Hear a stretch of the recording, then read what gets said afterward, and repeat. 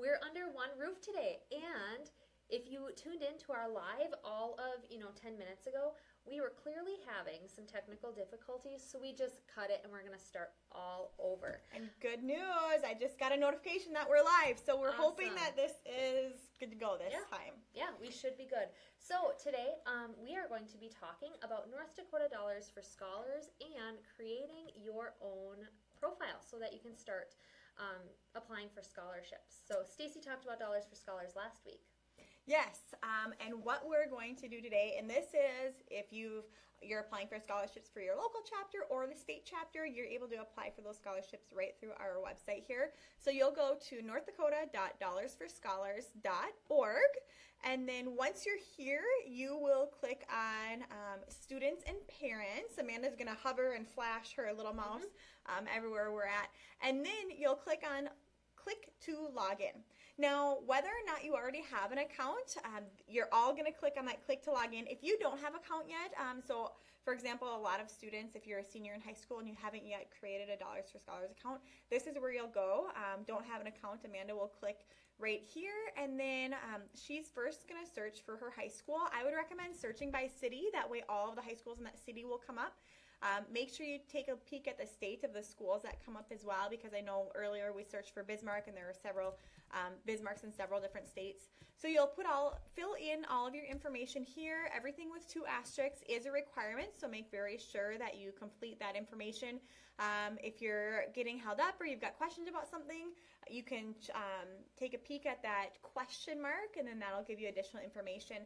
Amanda's hovering over the email address right here. Make very sure that you put in an email address that you are going to have access to right away here. That email address is going to send you a you're going to get an email at that email address that says, help me with this, Amanda. I'm losing verification. Yeah, it's a verification.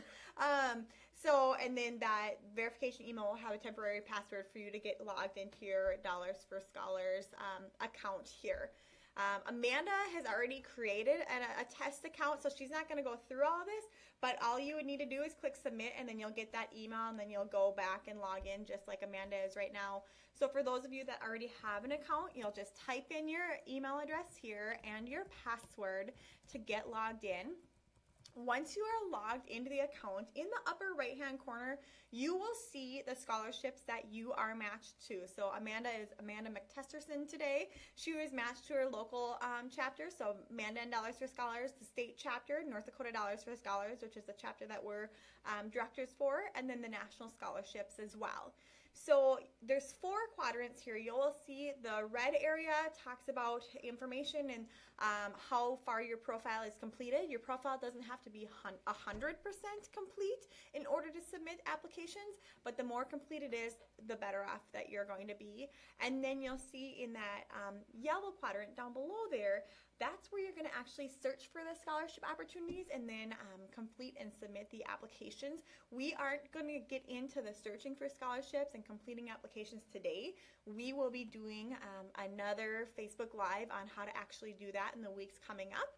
Today we're just going to focus on that completing your student profile. We don't want it to get too overwhelming or the live to be too long, because we know what it's like to watch like a 20 to 30 minute live, and it's probably not the most fun. You'll see the blue in the green areas. The blue areas is going to give you specific scholarship information, and then there'll be additional information in the green area there. So Amanda's going to click on work on my profile. So in Amanda's case, she theoretically is like a returning student. So if she's a sophomore, junior, senior, maybe a grad student, this is where she would come. She's got her basic information in here already. She'll just go through and make sure each of these areas are filled out. You don't have to go in order. I would recommend you going in order so you don't miss anything, but you'll just go in and update any additional information that needs to be completed.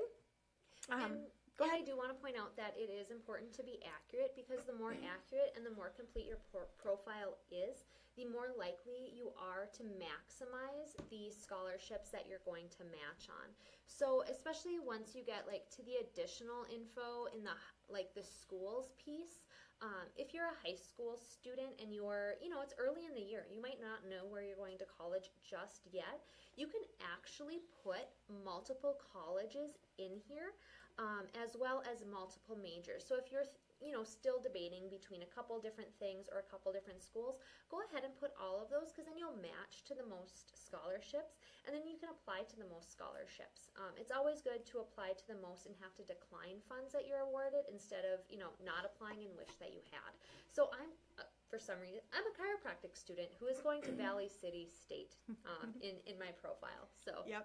And also with your high school information, you'll want to make sure that you are inputting your GPA and scale, so like GPA on 4.0 or 100%. If you've got questions in this area, as well as like I said, if you had questions when you're completing your that initial page, just click on that blue question mark next to each of those areas for additional information. Essay writing. When writing essays, make sure that you write concisely, use clear grammar, and say something that will help the scholarship committee get to know you and maybe help you stand out a little bit. You can find more tips for this if you go and check out our Facebook Live that Amanda did with Janelle Schmitz in December. It was December 12th, I believe. So take a peek at that, just best practices as far as writing scholarships and that kind of thing.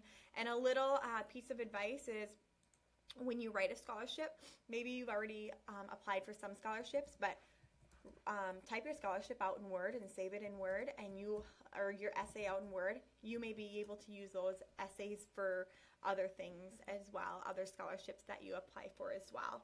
So that's going to be right there. Oh, go ahead. And another thing that we get a lot of questions on, especially with high school students, you're so accustomed to your teachers saying, okay, this has to be 500 words, this has to be 3 pages, Yep. stuff like that. So we get a lot of questions about how long does your essay have to be in these fields. And best practice is, of course, to check with your local affiliate. Maybe they have it listed somewhere that this essay needs to be 500 words, 1,000 words, whatever. But if there are no instructions provided, and make sure you look, then there is no length requirement. I mean, you definitely want to put more than, stuff in things, which is what I have in my unusual circumstances essay right now. But yeah, you just make sure that the length is appropriate. Yep, absolutely. And your local Dollars for Scholars chapter will most likely have their own website, so you could even Google Mandan Dollars for Scholars, and they'll have those requirements. It should have those requirements out on their website. And then activities and employment, you'll see there's 2 different tabs there for that. Make sure that is as complete as possible, especially the activities. You might add additional things. This year you might be involved in something that you weren't involved in last year, in addition to something you weren't involved in last year. So make sure that you've always got that information updated, and then make sure that your employment is updated as well, because that can definitely impact your matching to certain scholarship opportunities. And so the way you fill all of this information out will match you to certain scholarships. So we'll leave it at that for this week, as far as actually completing all of your information. So once you've done everything here within the My Information tabs, once you've completed all of these tabs along here, you will then be able to search for scholarships. And so that's where we're going to leave it this week. Like I said, coming up, we'll actually search for the scholarships. And Amanda was just hovering over something here. So if you want to start your application and you can't finish it all in one setting, or your profile and you can't finish it all in one setting, you want to make very sure that you save the information so you don't lose anything next time. So I think that's all we've got today. Do you have anything additional that we need to add? I don't think so. That covers, really the basics of going through your profile.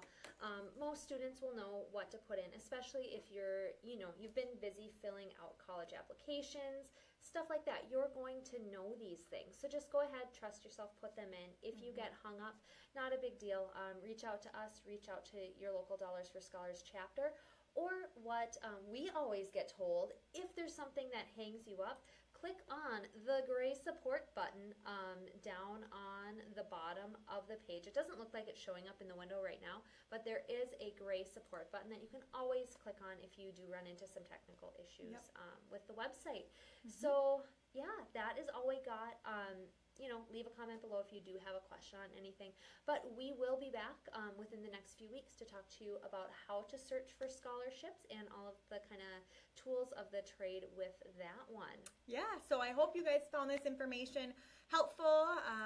We didn't do our spiel at the beginning of if you like this, share it, write a comment, that kind of thing. If you have additional questions, certainly message us. We can certainly help you out, and we'd be happy to help you out because we know how much scholarships can impact students and what a great really necessity they are for a lot of students. So we hope you have a great day. We are sitting here in Bismarck looking out the window, and it is snowing and windy. So wherever you are, be safe if you're out driving, and have a great rest of your week. Yeah.